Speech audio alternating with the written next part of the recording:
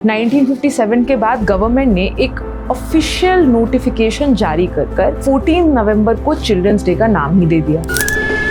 जल्दी बनाए बच्चों के लिए, और सवाल यह है कि बच्चे उसे पसंद करते हैं कि नहीं। ये थोड़ी मैं पसंद करता हूँ कि नहीं, मेरा पसंद करना न करने का कोई माने ही नहीं है। बच्चे करें तो अच्छा है, बच्चे नहीं करें तो निकम्मा है।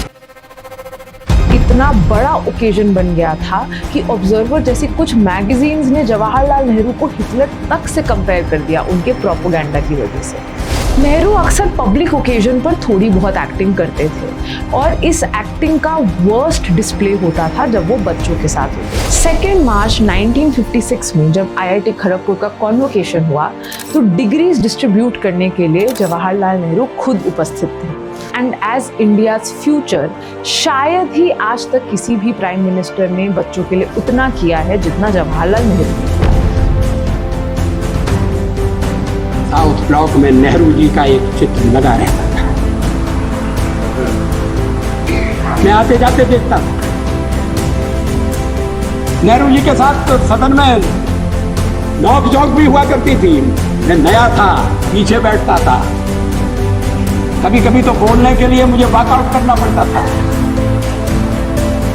लेकिन धीरे धीरे मैंने जगह बनाई, मैं आगे बढ़ा और जब मैं विदेश मंत्री बन गया तो एक दिन मैंने देखा कि गलियारे में टंगा हुआ नेहरू जी का फोटो का है। मैंने कहा ये चित्र कहाँ गया? कोई उत्तर नहीं दिया।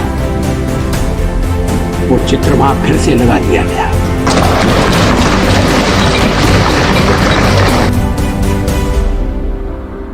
चौदह नवंबर यानी कि चिल्ड्रंस डे हम सभी की स्कूल मेमोरी का एक बहुत ही अहम हिस्सा रहा है।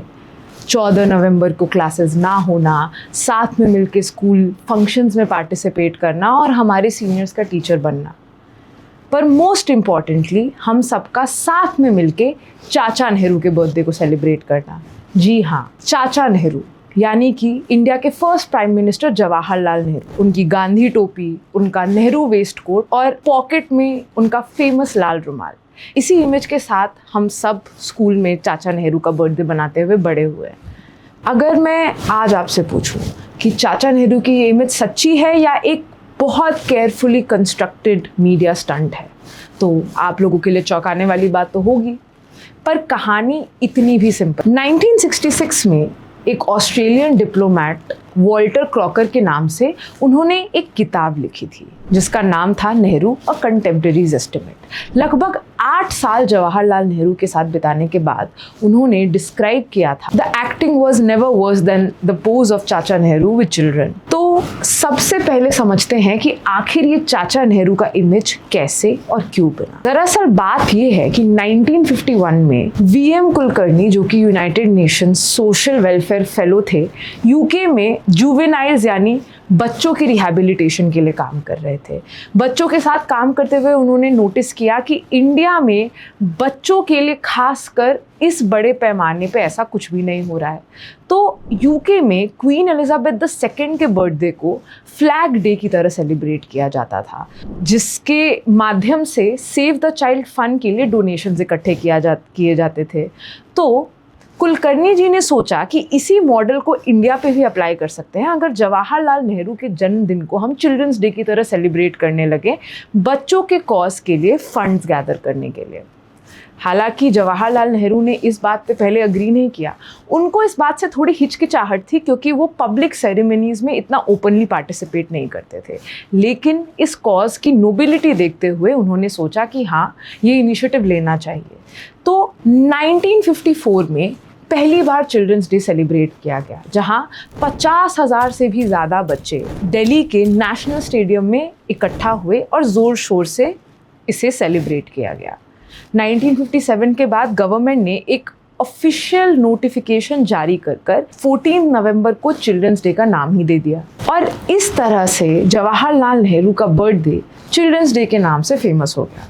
पर समझने की बात तो ये है कि आखिर सर वॉल्टर क्रॉकर ने जवाहरलाल नेहरू के बारे में ऐसा कहा ही क्यों। सर वॉल्टर क्रॉकर नेहरू के कोई क्रिटिक नहीं थे, बल्कि वो उनके बहुत बड़े एडमायरर थे। उन्होंने अपनी किताब में नेहरू के बारे में लिखा है, he was a great and remarkable human being. पर एडमायरर होने के साथ साथ वो एक न्यूट्रल ऑब्जर्वर भी थे। तो इसी कॉन्टेक्स्ट में उन्होंने लिखा है, नेहरू अक्सर पब्लिक ओकेजन पर थोड़ी बहुत एक्टिंग करते थे और इस एक्टिंग का वर्स्ट डिस्प्ले होता था जब वो बच्चों के साथ होते, क्योंकि उन्हीं की सरकार में और उन्हीं के आसपास कुछ एंथुजियास्टिक लोग हर साल बहुत हेवी फोटोग्राफी के साथ उनको बच्चों के साथ परेड करते थे, ऐसी इमेजेस लेते थे जिससे ये दर्शाया जा सके कि हाँ पंडित जी का बच्चों के लिए जो प्यार है वो बच्चों के चाचा नेहरू हैं। और इसका सबसे बृहद एग्जाम्पल था जब 1955 के नवंबर में सोवियत यूनियन के लीडर्स निकिता क्रूशेव और निकोलाई बुल्गैनिन इंडिया दौरे पर आए थे। उस समय तो ये चिल्ड्रंस डे का सेलिब्रेशन इतना बड़ा ओकेजन बन गया था कि ऑब्जर्वर जैसी कुछ मैगजीन्स ने जवाहरलाल नेहरू को हिटलर तक से कंपेयर कर दिया उनके प्रोपोगंडा की वजह से। इसीलिए सर वॉल्टर क्रॉकर ने कहा ये नेहरू के लिए आउट ऑफ कैरेक्टर था, यानी उनकी पर्सनालिटी के साथ मेल नहीं खाता। His interest in children was slender, यानी कि मिनिमल। पर अगर नेहरू जी सच में ही बच्चों के लिए ऐसी कोई स्पेशल अफिनिटी नहीं रखते थे तो हम इसको कैसे एक्सप्लेन करेंगे। 2 मार्च 1956 में जब IIT खड़गपुर का कॉन्वोकेशन हुआ तो डिग्रीज डिस्ट्रीब्यूट करने के लिए जवाहरलाल नेहरू खुद उपस्थित थे। डिग्रीज डिस्ट्रीब्यूट करते हुए उन्होंने कहा कि this is India's future in the making. साथ ही 1950 में IIT खड़गपुर, 1955 में चिल्ड्रंस फिल्म सोसाइटी, 1956 में एम्स, 1958 में IIT बॉम्बे, 1955 में IIT कानपुर और मद्रास और 1961 में IIT दिल्ली। ये सब नेहरू के विजन का ही रिजल्ट है। बच्चों के प्रति नेहरू के एटीट्यूड को कैरेक्टराइज करते हुए उनके पर्सनल सेक्रेटरी M.O. मथाई ने अपनी किताब माई डेज विद नेहरू में बहुत ब्यूटिफुली समराइज किया है। Nehru saw in their innocent faces and sparkling eyes the future of India. He was convinced that no amount of money spent on children and their mothers was too much and it was a sound investment for the future. तो आखिर ये contradiction आ कहाँ रहा है? देखिए, इसी को हम कहते हैं विषय और व्यक्ति से जुड़ा हुआ nuance. As an individual, as a person, शायद नेहरू को अपनी पर्सनल कैपेसिटी में बच्चों के साथ टाइम स्पेंड करना उतना अच्छा ना लगता हो, स्पेशली कैमरास के सामने, क्योंकि वो उनकी पर्सनैलिटी का एक हिस्सा था। वो पब्लिक डिस्प्लेज में उतना विश्वास नहीं रखते थे। पर as a generation and as India's future शायद ही आज तक किसी भी प्राइम मिनिस्टर ने बच्चों के लिए उतना किया है जितना जवाहरलाल नेहरू ने किया। नेहरू का जो बच्चों के लिए प्रेम था या प्यार था वो इंटेलेक्चुअल और पॉलिसी ड्रिवन था। वो एक एब्स्ट्रैक्ट आइडिया पे बेस्ड था, भले ही वो इस तरीके से कैमरा के आगे ज़्यादा एंथुजियाज्म दिखा के ना विजिबल हो। आखिर सर वॉल्टर क्रॉकर को भी एक्नॉलेज करना ही पड़ा कि his acting was on the periphery of his personality, he did not fake. यानी वो ऐसा नहीं है कि वो बस दिखावा या ढोंग कर रहे थे। उनके मन में जो बच्चों के लिए विजन था वो रियल था। वो सही में मानते थे कि बच्चे आगे जाकर इंडिया के नेशन बिल्डिंग में सबसे इम्पॉर्टेंट रोल प्ले करेंगे, लेकिन वो उस तरह का मीडिया लविंग या कैमरा फेसिंग किस्म का स्टंट नहीं पसंद करते थे जहां उन्हें बार बार इसका प्रमाण देना पड़े। तो चाचा नेहरू की इमेज भले ही एक केयरफुली कंस्ट्रक्टेड इमेज हो, लेकिन नेहरू का जो बच्चों के लिए विजन था वो बहुत ही रियल था।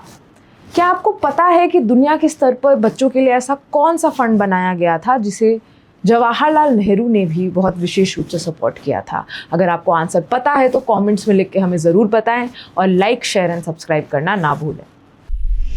डियर स्टूडेंट्स, हमारे चैनल को लाइक, शेयर, सब्सक्राइब करें और अपनी तैयारी को और बेहतर बनाएं।